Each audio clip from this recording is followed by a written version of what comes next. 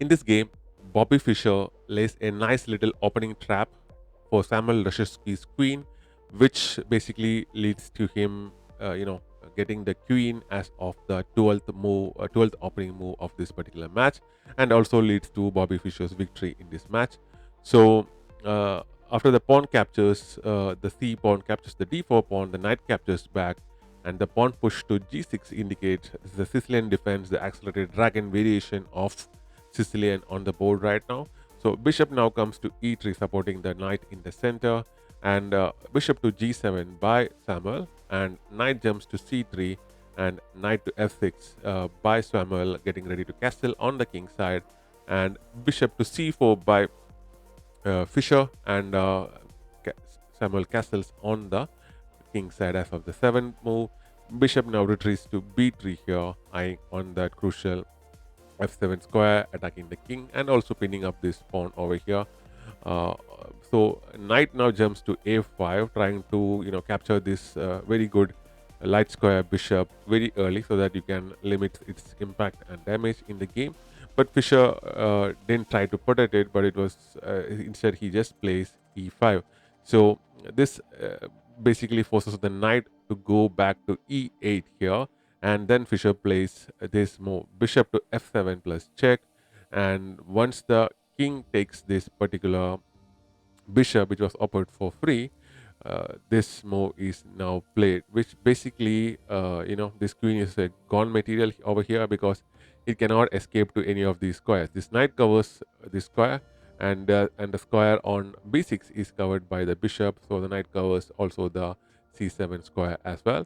So because of that, there's no escape for the queen, and all of the spaces are blocked.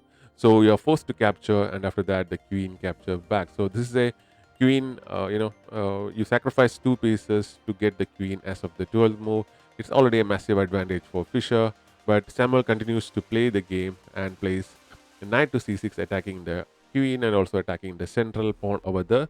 And queen goes back to d2, creating this nice little battery on this dark square, trying to capture this particular defender bishop, which is protecting the king. This king is a little bit exposed already, so the bishop goes in and captures that particular free pawn, and Fischer then castles on the king side. And now knight comes to d6 with the idea of jumping into c4, attacking both this bishop and the queen at the same time.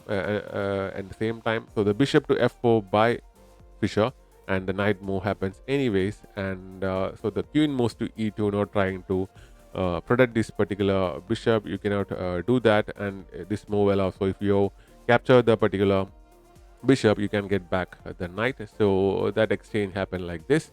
And now because there's an attack on the particular bishop, the king move away does few things. It creates a support for the bishop, and the king is also in a pretty safe square right now, which allows back rank accesses, and the king is safer. So knight jump to e4, and the bishop goes back to c7, and knight to c5 is played now, attacking this particular pawn twice, so it needs to be defended, and the rook comes to f6, defending the pawn, and the pawn push of c3 now. And after that, e5 is pushed. There is this double pawn weakness on the e file for Samuel already, and rook now comes to d1, and as you can see, Fischer's rooks are already pretty active, and you can even activate this f rook quite soon, and this particular rook of Samuel is particularly basically stuck over here.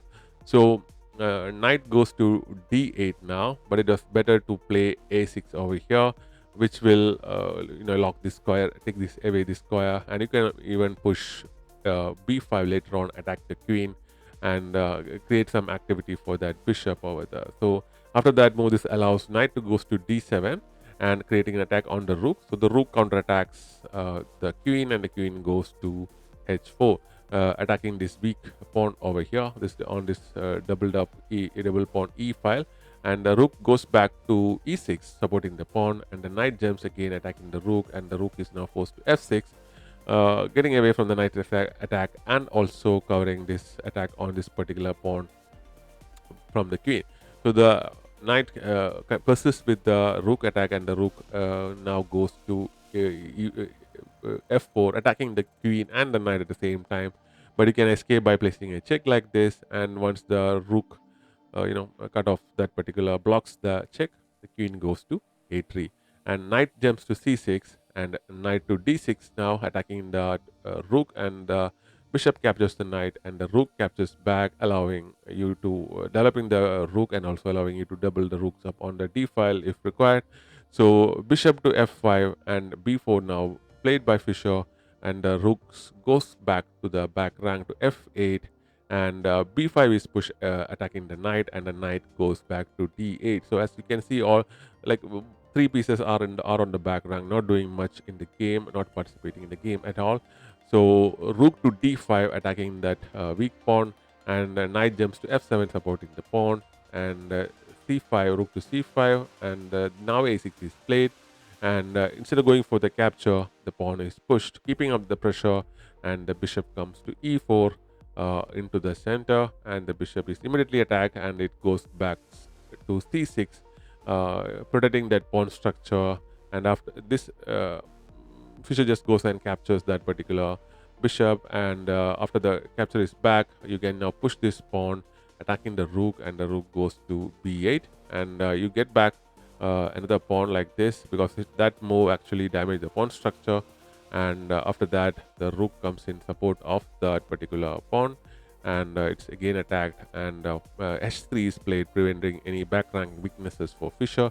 And after that, rook captures the pawn, and the rook captures back, and after that, the rook comes on the board, and this particular a8 move is played. And now you have this particular pawn on the corner, and which is not obstructed by any of these pieces, and you can just push this pawn into the queening square, and the knight cannot come over here that easily, which allow you time for you to push the pawn, and you maybe win one more piece, and it'll be a queen against a rook endgame possibly. And Samuel Reshevsky resigned as of this position, and 12-year-old Magnus Carlsen won the match.